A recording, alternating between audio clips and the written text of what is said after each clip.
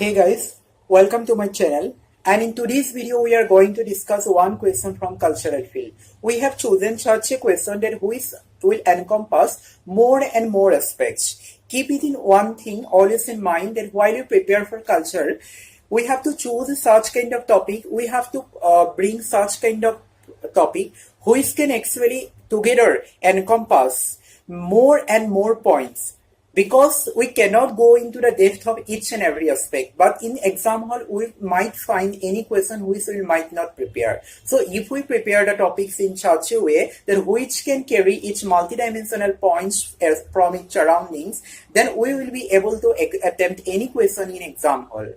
So keep this thing in always in mind. And in today's question, the question is, art in ancient India is mostly non-secular. First, we have to recover the keyword. Keyword here is non-secular. Non-secular means religion in ancient India.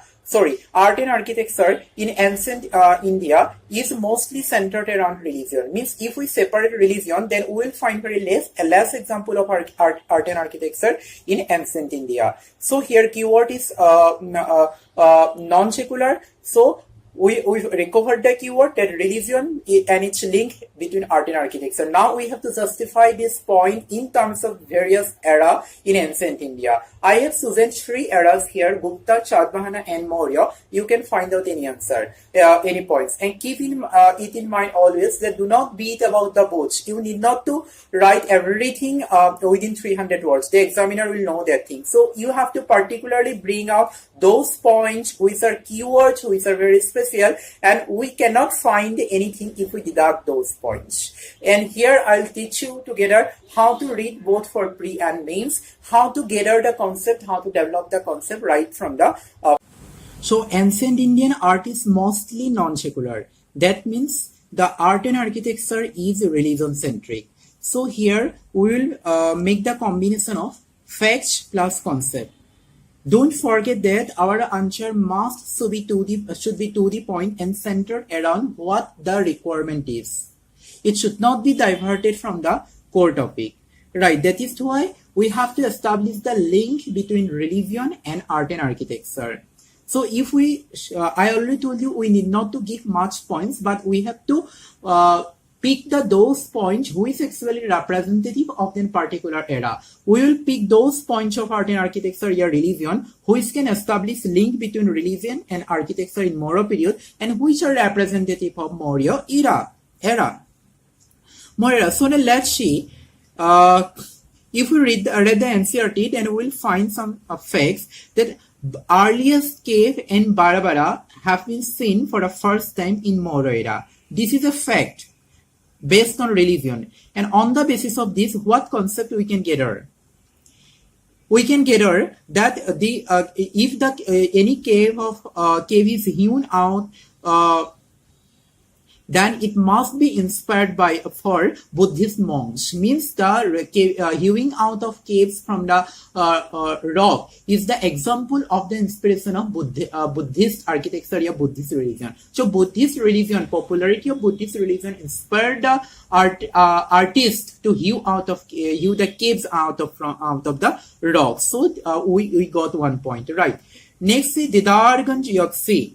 It is in another stone figure where a yakshini is seen. Means what we can say, that Didarganj yakshini, it is a fact, right? It is a fact based on religion. And what concept we can gather from it? It represents traditional beliefs, mother goddess, etc. So these 2 points are enough to prove that the religion is interlinked with architecture in Maurya era. In that way, if we examine the link between religion and art and architecture in Satvahana era, then what facts we can gather? The fact is that the land grant to the monks, means the Satvahana kings granted land to the monks, and this helped to develop religion, Buddhist religion, especially Mahayana Buddhism. We got these points. Right. On the basis of these facts, what concept we can gather? Yeah, on the basis of these facts, what concept we can analyze? Yeah, what concept we can develop here is that when a land grant is given to the monks, then Buddhist stupa, rock cut Buddhist architecture, especially Chaiya and vihara are seen in Amaravati, Karle and Nagatjunkonda. Amaravati stupa, Chaiya and vihara, and especially rock cut architecture in Amaravati and Nagatjunkonda are exemplary instances of Buddhist architecture in Satvahana era, and this architecture is inspired again by Mahayana Buddhism. So again in Gupta era. In Gupta era, we already know that the Gupta era is noticeable for the development of Hinduism, representing Bhagavatism, as well as Buddhism. So these two religions have been developed in Gupta era, right? So this is a fact. On the basis of these facts, what concept we can gather?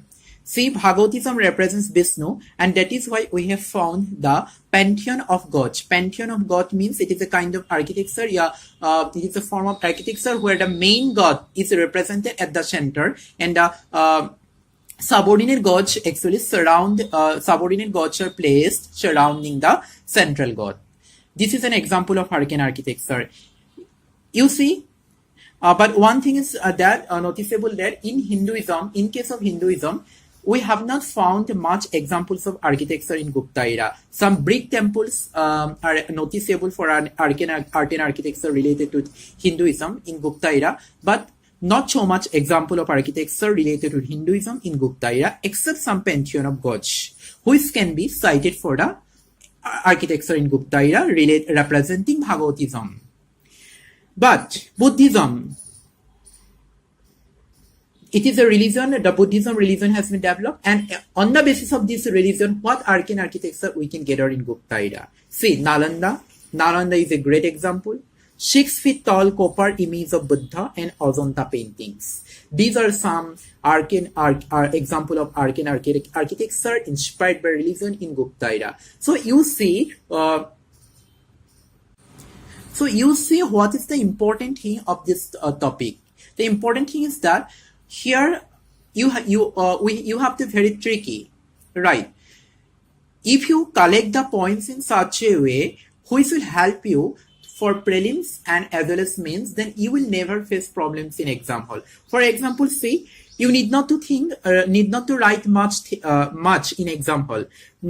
6 feet tall copper image of Buddha, Ajanta paintings, Didarganj, rock cut architecture in Amaravati and Nagatjunkonda, right? And when we have prepared for the topic, it has give notion about religion. First thing is the religion. What kind of religions have been developed in which era, and on the basis of religion, what is development regarding fact. For example, Didarganj, rock cut architecture, Ajanta painting. We can find questions for prelims from these topics. And on the second level is on the basis of these facts. On the basis of these religious facts, what concept we can develop, right? To keep these things in mind, it will help you for preparation of mains for cultural fields a lot.